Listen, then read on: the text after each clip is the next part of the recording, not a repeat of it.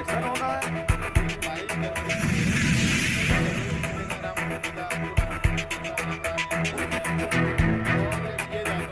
अध्यक्ष श्री अशफाक सैफी साहब, हम उससे जानने की कोशिश करेंगे कि जिस योजना को शुरू किया गया था और ये कहा गया था कि मदरसों को आधुनिक बनाया जाएगा और आधुनिक शिक्षा की व्यवस्था होगी, और अब उस योजना को किसी न किसी रूप में इसको बंद करने की बात की जा रही है। बहुत बहुत स्वागत है आपका न्यूज अड्डा पे। जैसा कि ये देखा जा रहा है कि प्रदेश की योगी सरकार कह रही है कि जो केंद्र सरकार की तरफ से योजना शुरू की गई थी मदरसों को आधुनिक करने के लिए, अब उसे बंद किया जा रहा है। क्या कुछ मामला है?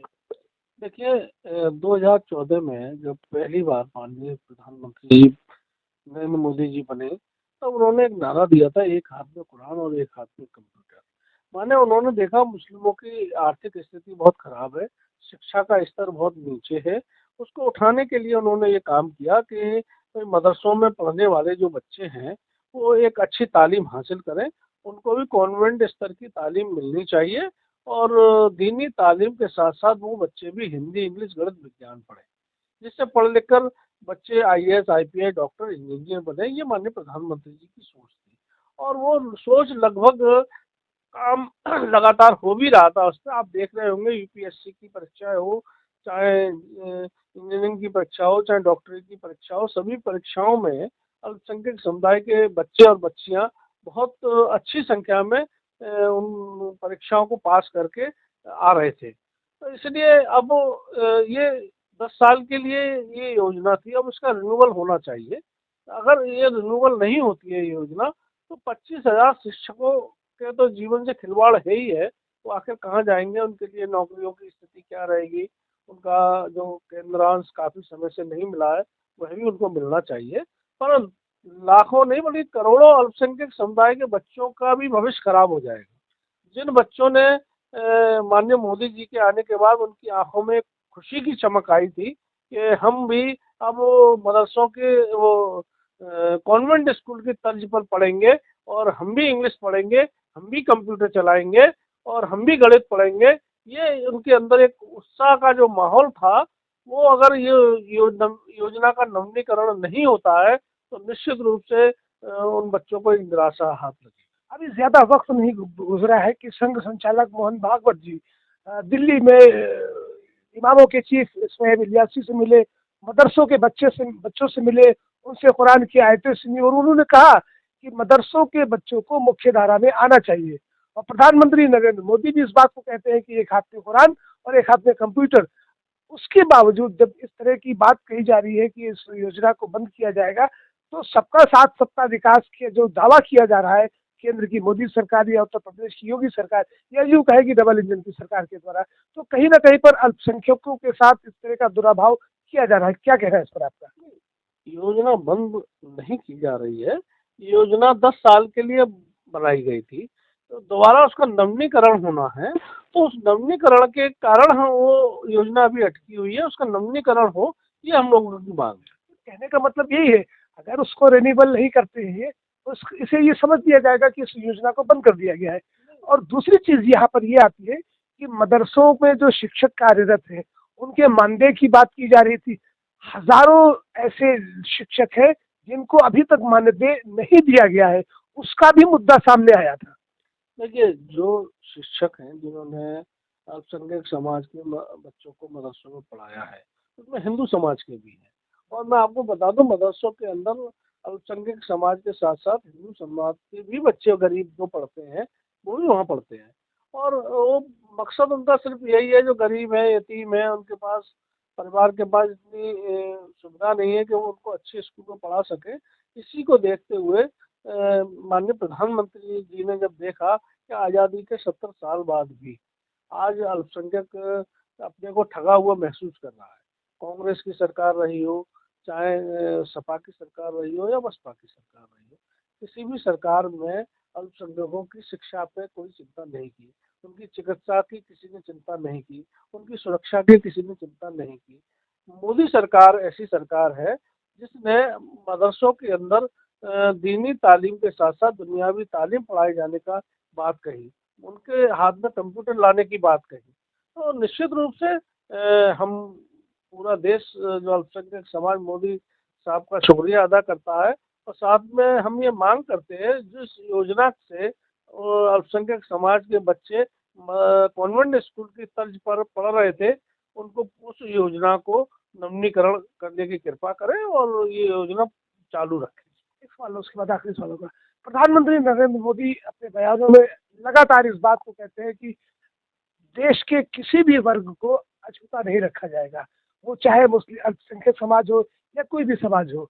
दावे बहुत होते हैं, वादे बहुत होते हैं, लेकिन उसको जब अमली जामा पहनाने का जो वक्त आता है, उसमें कहीं न कहीं पर कोई न कोई पेच ऐसा खड़ा हो जाता है। जैसे अभी आपने कहा कि 10 साल की ये योजना थी, उसके बाद इसका नवीनीकरण हो रहा था, उसमें कहीं न कहीं पर अड़ंगा उत्तर प्रदेश की योगी सरकार ने लगाई है। तो इससे क्या समझा जाए? क्योंकि 2024 का लोकसभा चुनाव भी बिल्कुल अब डोर पे है, बिल्कुल इसे कह सकते हैं एक तरह से स्टोन थ्रो उसे कहा जा सकता है। तो ऐसे में अल्पसंख्यकों को अगर वो अपने साथ लेना चाहते हैं, उनका कल्याण करना चाहते हैं, तो इस मामले को उन्हें गंभीरता से लेना चाहिए। देखिए, सब प्रथम मैं आपको बताऊं, माननीय योगी जी हो या माननीय मोदी जी, ये कोई भी वोटों की राजनीति नहीं करते हैं। इनका मकसद देश की खुशहाली, देश की तरक्की, देश की उन्नति के लिए है। और जिस प्रकार से आपने देखा होगा, प्रधानमंत्री आवास योजना हो, प्रधानमंत्री उज्ज्वला योजना हो, प्रधानमंत्री आयुष्मान कार्ड हो, ये तमाम योजनाएं ऐसी हैं जिनको मैं बताने रहूँगा तो काफ़ी समय हो लग जाएगा। किसी भी योजना में कोई भी किसी तरीके का भेदभाव नहीं किया गया है और सभी योजना गरीबों के लिए बनाई गई है।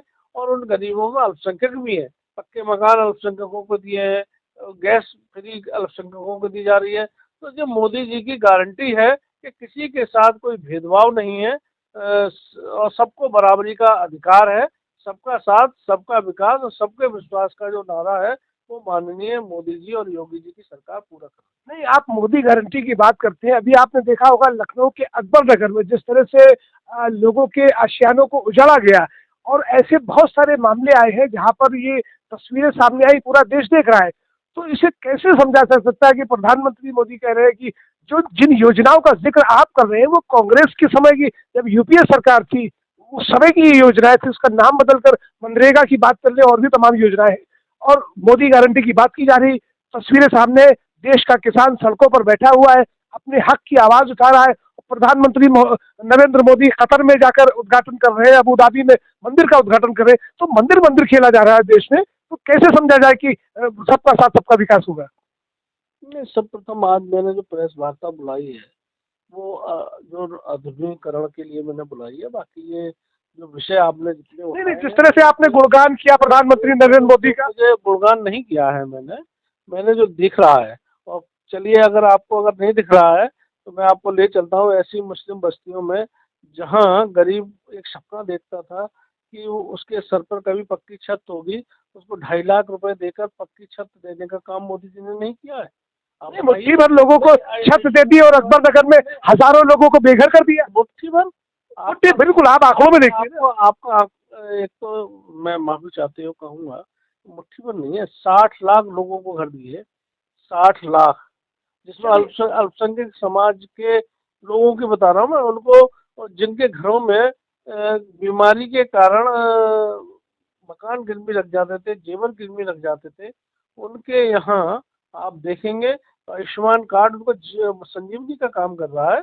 उनका 5 लाख रुपए तक का हार्ट का इलाज हो, कैंसर का इलाज हो। आप कैसी बात कर रहे हैं? अभी कई तस्वीरें ऐसी आई, आयुष्मान कार्ड का आपने जिक्र किया, कई तस्वीरें ऐसी आई कि लोग आयुष्मान कार्ड लेकर घूम रहे, लेकिन उनको जिस इस योजना का लाभ मिलना चाहिए उन्हें नहीं मिल रहा है। लखनऊ की बात कर रहा हूँ, राजधानी लखनऊ की। और दूसरी बात, आप जैसे कह रहे हो कि 7 लाख लोगों को दिया, अकबर नगर का एग्जाम्पल आपके सामने है। कहीं भी अगर ऐसा हुआ है, किसी आयुष्मान कार्ड का किसी हॉस्पिटल ने नहीं उसको लगा चलाया है, तो आप हमको हमारे पास भेजिए, उस हॉस्पिटल के खिलाफ हम कार्रवाई करें।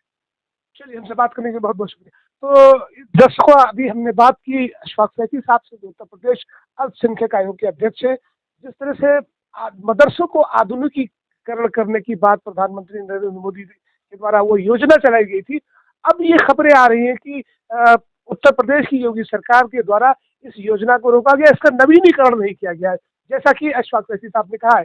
और दूसरी बात, मोदी गारंटी की बात जिस तरह से देश में की जा रही है, और मीडिया का एक तथाकथित जो धड़ा है वो लगातार मोदी गारंटी का जिक्र कर रहा है। पूरे देश में जो तस्वीरें सामने है, किसानों की बात हो या फिर उन गरीब पिछड़े दलित वर्गों की बात हो जिनकी आशियानों को प्रदेश की योगी सरकार और केंद्र की मोदी सरकार की गलत नीतियों के कारण गिराया गया है, इसे भी पूरा देश देखा। फिलहाल के लिए मदरसों का आधुनिकीकरण हो, मुख्य धारा में लाया जाए। मोहन भागवत जी का ये वक्तव्य भी आपको याद होगा कि उन्होंने कहा था कि मदरसों के बच्चों को मुख्य धारा में आना चाहिए, देश के विकास में अग्रणी भूमिका निभानी चाहिए। फिलहाल के लिए इस योजना का नवीकरण होगा या नहीं होगा, इसे समय पर छोड़ना होगा। नमस्कार।